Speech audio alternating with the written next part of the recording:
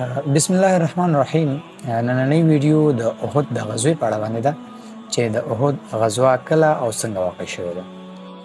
د هجرت په دریم کال 8مه میاشت 9 تاریخ د هفتې په ورځ باندې د احد غزوه واقع شوې. لامل یې د بدر په غزا کې د مشرکینو د مړینې غچ اخیستل ول. کله چې مشرکینو ځانونه آماده کړل 3000 نفر جنګیالي ځان سره واغستل، نو حضرت عباس رضی الله تعالی عنہ په هغه وخت کې په مکه مکرمه کې وو او په اسلام نو مشرف شوی. نو هغه یو خط ولیکو چې په خط کې لیکلی وو چې 3000 نفر چې ورسره 200 آسونه، 3000 اوښان، 200 زغریپوش او 100 ماهر غشي وشتونکي دي. د غفار د قبیلې یو نفر ته خط ورکو، ورته ویل چې په منډه ځان ورسوه مدینې منورې ته او دا خط رسول الله صلی الله علیه وسلم ته وسپاره. کله چې استازی مدینې منورې ته ځي، ګوري رسول الله صلی الله علیه وسلم په مدینه منوره کې نشته. په دغه ورځ باندې په قبا کې د سعد ابن ربیع رضی الله تعالی عنہ سره میلمه و. استازی د مدینې منورې څخه قبا ته لاړ. قبا کې ګوري چې رسول الله صلی الله علیه وسلم سره نور صحابه کرام او ورسره ابی ابن کعب رضی الله تعالی عنہ هم موجود و.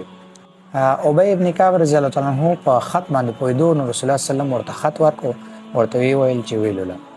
ابی ابن کعب رضی الله تعالی عنہ چې کله خط ولستو، رنگ تغییر وموند.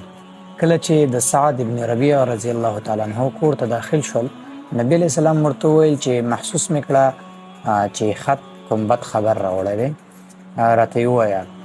نو ابی ابن کعب رضی الله تعالی عنہ ورته وویل کم نفر چې په مجلس کې ناست دي دا ټول باندې وباسه. ټول باندې ووتل. سعد ابن ربیع رضی الله تعالی عنہ او ابی ابن کعب رضی الله تعالی عنہ رسول الله صلی الله علیه وسلم پاتې شول. ابی ابن کعب رضی الله تعالی عنہ ورته وویل حضرت عباس رضی الله عنہ خط را لېږلی چې دومره نفر په دومره صلاح باندې ملوث د مدینې منورې په طرف باندې در روان دي. رسول الله صلی الله علیه وسلم ورته وویل چې دا خط او دا احوال به زمونږ د درې واړو ترمنځ وي، چاته یې ونه وایي. نو کله چې نبی علیہ السلام واپس مدینې منورې ته راغی، د پنجشنبې ورځ ده، حضرت انس او حضرت مونس رضی الله تعالی عنهما دواړه یې ولېږل او ورته یې وویل چې لاړ شئ د نږدې نه د کفارو معلومات وکړئ. هغې دواړه لاړل. د نږدې څخه کله چې شپه شوه په پوځ کې ور داخل شول او ټول معلومات یې وکړل. د جمعې په شپه باندې رسول الله صلی الله علیه وسلم خوب ګوري چې یو زغرې ته مې لاس داخل کو او لاس مې ورکړ ډېر راحت و. بیا ګوري چې یو غوا چا حلاله کړې ده او د هغه سره بیا رسول الله صلی الله علیه وسلم ګوري چې رسول الله وسلم د توري سر کې کنډه راغلی دی.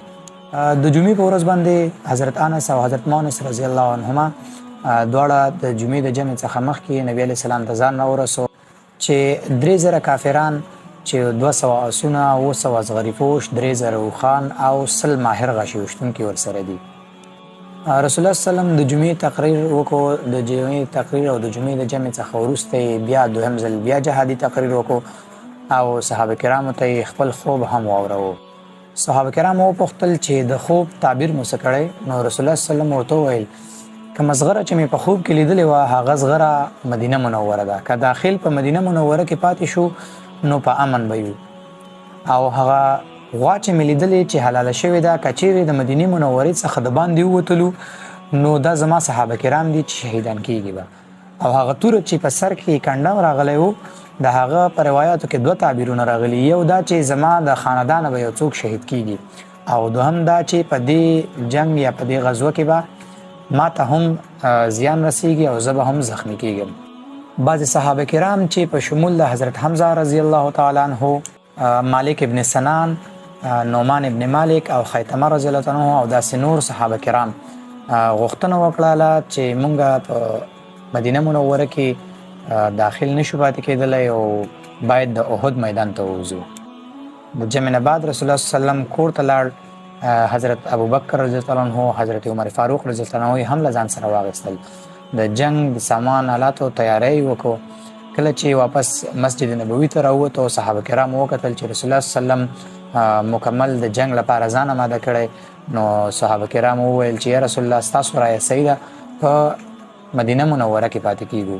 نو رسول الله صلی الله علیه وسلم وویل چې هیڅ یو پیغمبر هم کله داسې نه دي کړي چې د جنگ اسباب واغوندي او بیا د جنگ د ختمېدو نه مخکې هغه واپس وباسي. اوس به د احد میدان ته ځو. خو کومه قمانده چې مې درکړې ده په هغه قمانده باندې ثابت واوسئ. که چیرته مو قمانده ماته کړه نو هغه عمل در سره کیږي کوم چې مې په خوب کې لیدلی دی. 1000 نفر جنگیالي اماده شول او د احد د میدان په طرف باندې روان شول.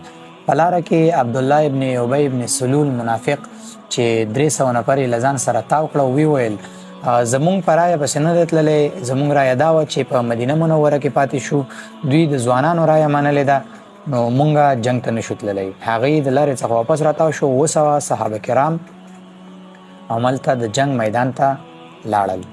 کله چې د احد میدان ته ورسېدل رسول الله صلی الله علیه وسلم د عبدالله ابن جبیر رضی الله تعالی عنه په مشرۍ باندې 50 تنه غشي وشتونکي د احد د غر سره خواته یو غونډۍ چې د عینین یا د عینین په نامه باندې یادېږي په هغه باندې کېنول او ورته وویل که چیرته مونږ جنگ وبایلو او که یا مو جنگ وګټو خو تاسو به هیڅکله هم له دې غونډۍ څخه نه راښکته کېږئ. ان تر دې که زمونږ غوښې مرغانو هم ویوړي تاسو به له دې غونډۍ څخه نه راښکته کېږئ. په دې وخت کې د کفارو فوز هم مخامخ پروت دی.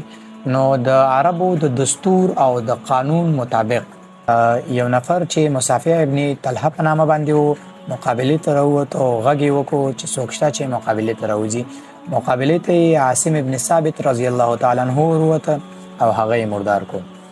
د هغه بل ورور کلاب ابن طلحه مقابلې ته راووتو، غږ یې وکړو د مقابلې او مقابلې ته زبیر ابن عوام رضی الله تعالی عنه چې د رسول الله صلی الله علیه وسلم د ترور زوی و مقابلې ته یې ووت او هغه یې مردار کو. د ده بل ورور جلاس ابن طلحه مقابلې ته راووتو، مقابلې ته یې واپس طلحه ابن عبیدالله ووتو او هغه یې مردار کو. د ده د تره زوی عطات ابن شهربیل مقابلې ته ووتو او مقابلې ته یې حضرت علی کرم الله وجهه ووتو او هغه یې مردار کو.